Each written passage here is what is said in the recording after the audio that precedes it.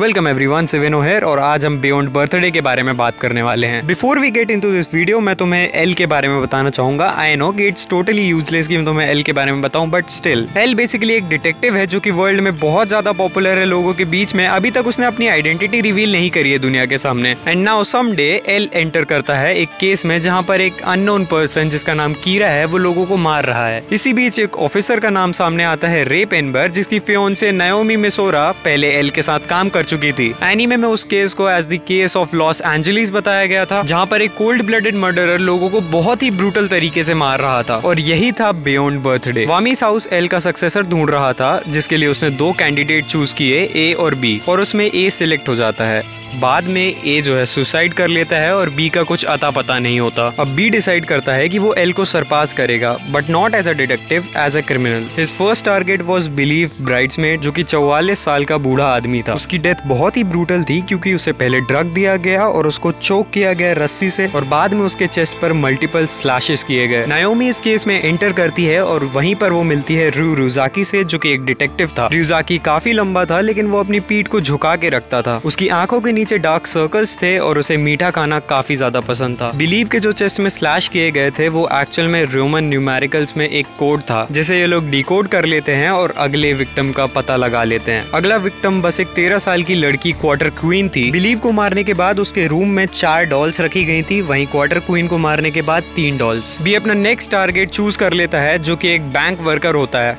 जिसका नाम backyard bottom slash. Quarter queen की डेथ इतनी ब्रूटल थी कि उसकी आंखें उसके आई सॉकेट से बाहर आ गई थी। बैकयार्ड बॉटम स्लैश को मारते वक्त उसे ऐसा मारा गया था ताकि उसे इंटरनल इंजुरीज हो और बाहर उसे कुछ भी हार्म ना हो, जो कि पॉसिबल नहीं था। इसलिए मर्डरर ने उसके बॉडी ऑर्गन्स काट दिए और ब्लड लॉस के कारण उसकी डेथ हो गई। एंड अब कहानी में आता है फ्लिप स्विच। ryuzaki ही असल में बियॉन्ड बर्थडे था। जैसे मैंने तुम्हें अपीयरेंस दिखाई थी उस हिसाब से तो तुम्हें वो एल लग रहा होगा, बट असल में वो बियॉन्ड बर्थडे था जो कि मेकअप लगाकर घूम रहा था और सभी के साथ गेम खेल रहा था। बियॉन्ड बर्थडे की डेथ 2007 में होती है एक हार्ट अटैक से।